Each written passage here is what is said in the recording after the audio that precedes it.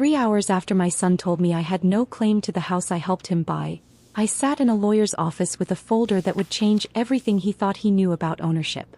The look on his face when he found out is something I will never forget. My name is Margaret, I'm 63 years old and I've been a widow for 7 years.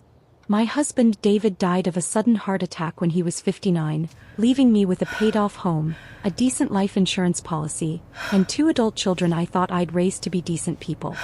I spent 31 years as a paralegal at a small estate planning firm, so I know exactly how property law works, exactly what documents matter, and exactly how to read the fine print. For the last 7 years, I'd made it my mission to help my son Trevor and his wife Vanessa get ahead in life, because that's what mothers do, right? That's what I told myself every time I wrote another check. It happened on a Tuesday afternoon in their kitchen, the one with the marble countertops I'd helped pay for. I'd driven over to drop off a lasagna because Vanessa had mentioned on the phone that she was too busy with her new consulting business to cook. Trevor was sitting at the island with a stack of papers in front of him, and Vanessa stood behind him with her arms crossed. I set the lasagna on the counter and asked if everything was okay. Trevor looked at Vanessa first, not at me, then slid a document across the granite toward me. "Mom, we need to talk about the house situation. Vanessa and I have been looking at our assets and we're refinancing. Our accountant says it's cleaner if it's just in our names. You're not on the deed anymore. We had it revised last month." The refrigerator hummed in the silence that followed. I looked down at the paper. It was a quitclaim deed, dated 3 weeks prior, with a notary stamp I didn't recognize. I didn't cry. I didn't yell. I didn't argue. I folded my hands on the counter and said, "I see. When did you plan to tell me about this?" Vanessa spoke up then, her voice light and dismissive. "We're telling you now, Margaret. It's not a big deal. You weren't contributing to the mortgage anyway, and we need the equity for our next investment property. You understand?" I nodded slowly, picked up my purse and said I had an appointment I'd forgotten about. I left the lasagna on the counter and walked out. Sitting in my car 2 blocks away, hands still steady on the wheel, I let myself think clearly for the first time in months. 4 years ago, Trevor and Vanessa couldn't qualify for a loan on their starter home. Their credit was mediocre and their down payment was $10,000 short. I gave them $22,000 from David's life insurance policy and co-signed the mortgage. A year later, when they wanted to upgrade to the house they're in now, I put down $65,000 as a gift for the down payment and went on the deed as a co-owner to help them secure better loan terms. I never asked for rent. I never asked to be paid back. I told them it was their home and I was just there on paper to help. And now apparently I wasn't even there on paper anymore. Except they'd forgotten one thing. I still had the original deed. The one filed with the county 4 years ago. The one that showed I owned a third of that house. I drove home, walked into my office and pulled the file cabinet open. There it was in a labeled folder marked Trevor House 2020. Warranty deed recorded and stamped, showing Margaret and Holloway as a legal co-owner with an undivided 1/3 interest. I took a photo of it with my phone, then called my former boss, Richard, who still practiced real estate law part-time. He picked up on the second ring. "Richard, I need a consultation. Today if possible. It's about property fraud."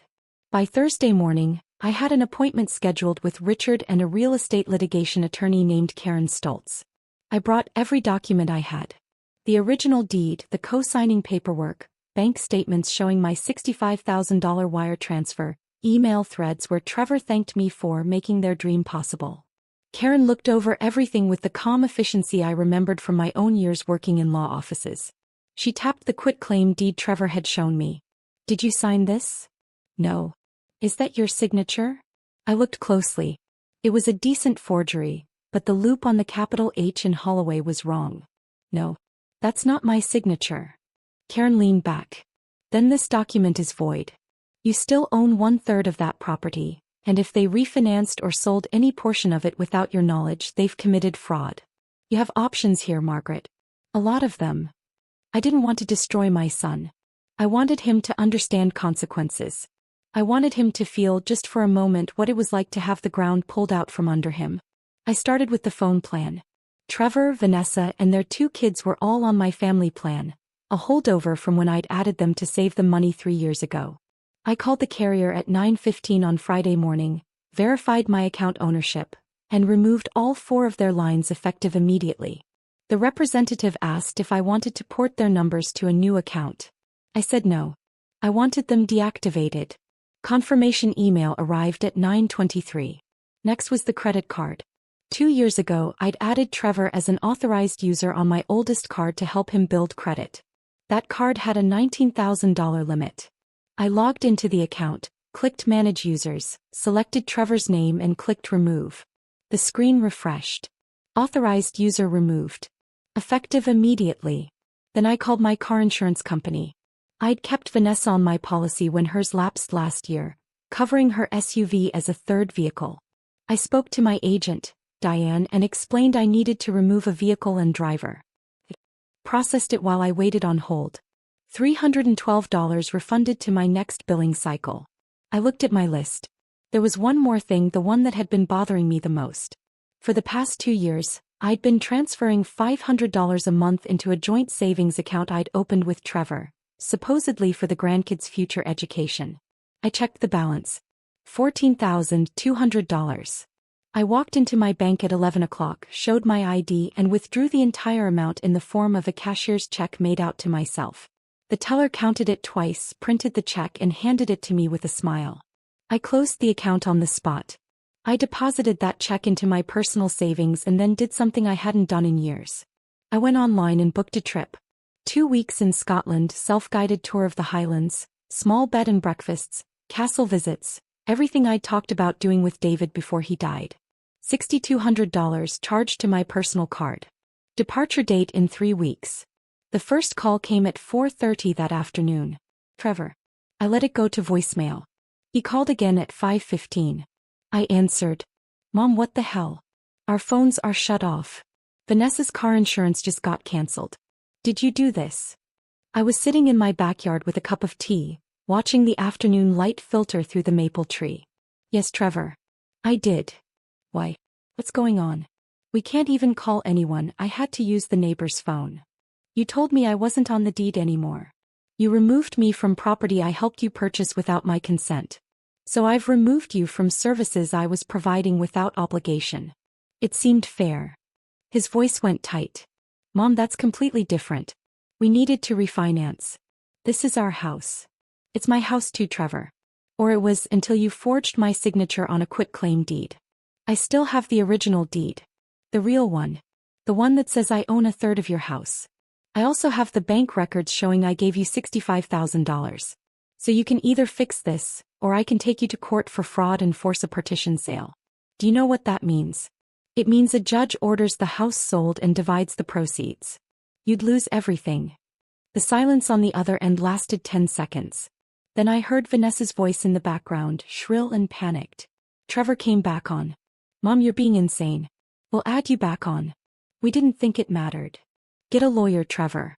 Have them call my lawyer. Her name is Karen Stoltz. You're not adding me back on. You're signing an agreement that grants me full ownership of the interest I already have, plus a lien for the $65,000 I gave you with interest. Or we go to court. I hung up. 20 minutes later, my daughter Rachel called. She lived 2 states away, but we talked every week. Mom, what is happening? Trevor just called me screaming about you taking him to court. I explained everything. The house, the deed, the forgery. Rachel was quiet for a long moment, then she laughed, a short, disbelieving sound. Mom, I told you 2 years ago he was using you. I told you Vanessa was a user. I'm glad you're finally standing up for yourself. Do not back down. I'm not planning to. Good. Let me know if you need anything. I mean it. You've been his ATM for way too long. Saturday evening, Vanessa showed up at my front door. I saw her through the window, pacing on the porch, phone in hand. I opened the door but left the screen door latched. Margaret, we need to talk about this like adults. I'm listening. You're destroying our financial stability over a misunderstanding. Trevor made a mistake. He should have told you. But you're being vindictive. You're hurting your grandchildren. I met her eyes through the screen. I gave you $65,000, Vanessa. I co-signed loans. I paid for phone bills and insurance and handed over $500 a month for savings I'll never see again. I did all of that because I loved my son and I wanted to help. And the moment you didn't need me anymore, you erased me. You forged my name. That's not a misunderstanding. That's fraud. This is my money. This is my name. And this is my house. You don't get to come here and tell me I'm the problem. She started to cry, the kind of calculated tears I'd seen her use on Trevor a dozen times. We can't afford a lawyer. We can't afford new phone plans. We have kids. Then I suggest you figure it out. I did when David died and left me alone at 56. You're 34 and healthy. You'll survive.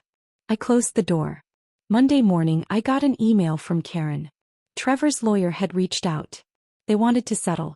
By Wednesday we had an agreement.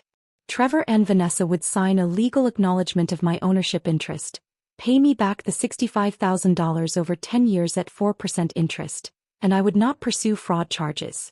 In exchange, I would allow them to remain in the house and would not force a sale as long as payments were made on time. I signed it. They signed it. It was done. 6 weeks later, Rachel called to tell me she'd spoken to Trevor. He and Vanessa had taken out a personal loan to get their phones turned back on and had downsized Vanessa's car because they couldn't afford the insurance on the SUV. Vanessa's consulting business, it turned out, had been mostly fictional, a few small clients that barely covered her expenses. She'd taken a job as an administrative assistant. Trevor had picked up weekend shifts at his buddy's landscaping company to make the monthly payment to me. They were stressed. They were struggling. Rachel said Trevor had asked her if she thought I'd forgive them eventually. Rachel told him, maybe. But forgiveness doesn't mean pretending it didn't happen. 2 months after that I got a text from Trevor. Short, carefully worded. Mom, I'm sorry. I know I messed up. I know Vanessa pushed me into it, but I should have stood up for you.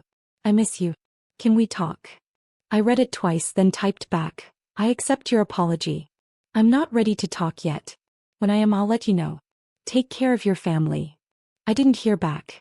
I didn't expect to. I'm writing this from a small guest house in the Scottish Highlands, looking out over a valley so green it doesn't look real. I've spent the last week walking through ruins, talking to strangers in pubs, eating bread and cheese on hillsides, and sleeping better than I have in years. I paid for this trip with money I earned, money I saved, money I took back. Here's what I learned. Love is not the same thing as letting people use you. Helping your children is not the same thing as erasing yourself. And when someone shows you that they see you as a resource instead of a person, believe them. You are allowed to stop giving. You are allowed to say no. You are allowed to take back what's yours, not out of cruelty but out of respect for yourself. I spent 7 years trying to fill the hole David's death left by pouring everything I had into my kids. I thought that's what love looked like. But love doesn't ask you to disappear. You teach people how to treat you, and for a long time I taught my son that I didn't matter. That changed the day I remembered I still had the deed. Your name on the paperwork matters. Your signature matters. And the moment someone tries to erase it, you show them exactly what you're made of.